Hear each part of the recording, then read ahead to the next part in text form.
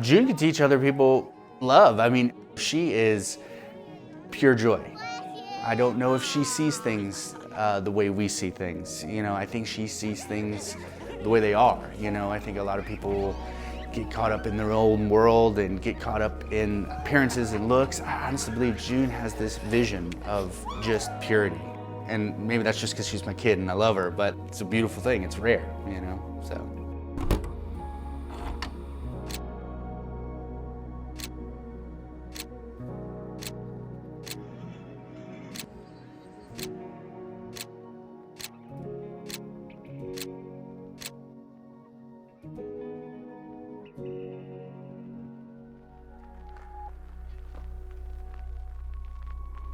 June is very loving. She is very empathetic and very caring and charismatic and silly. Just an all-around joy to be around. She wasn't always this way. She was a lot shyer before. As soon as June was born, we didn't know what her diagnosis was, but we always knew she was different, delayed in a lot of areas, but always super happy, always super loving, but she just always seemed to struggle behind everyone else. The motivation was there for her to catch up with everybody, but she just was always behind. She was our first, so you know, we just kind of thought that this is her, these are her quirks, and that's just who she is. But over time, we felt like her struggles were impacting her daily life and our daily life. Now, at first, you know these things, but you're in a little bit of denial. When we started to notice there were some developmental delays and kind of strength issues, and took her a long time to walk. We went through the gamut of things, and these were all kind of self-diagnosed things. You know, we were on a quest to find out what exactly was going on.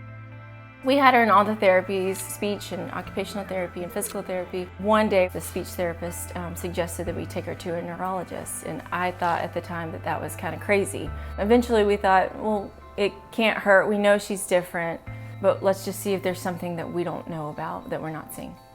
You know, even in that meeting, you hope that whatever your thought is not going to be the case once it's done. But they decided to do some genetic testing, and that's when we found out what exactly it was. It was the Chung-Jansen syndrome. She got diagnosed, she was 6, so it was not too long ago. It is a chromosome deletion, so her 6th chromosome is missing its long arm. It causes her developmental delay, low muscle tone, very strong emotions, anxiety. Once we got her diagnosis, it just finally answered all the questions that we had. When you're constantly asking yourself, is it your parenting or is it behavioral, it can feel very frustrating. Before the diagnosis, we didn't really know how to properly help her. And so we went through some very dark times because it was just all so confusing. Now we finally had an answer. You're doing a really good job. But there was also a time where we were sad. Because you want the best for your child. And you want them to be happy. And I was afraid she would struggle even more because it wasn't just her personality. It was what she's born with. So we kind of mourned like who we thought she was going to be, but also relief that we know that she's going to be okay, and that with help and with support, that she's going to be fine. So. Of course, you want your kid to be successful, and you want your kid to, grow up and have a family and all that kind of stuff.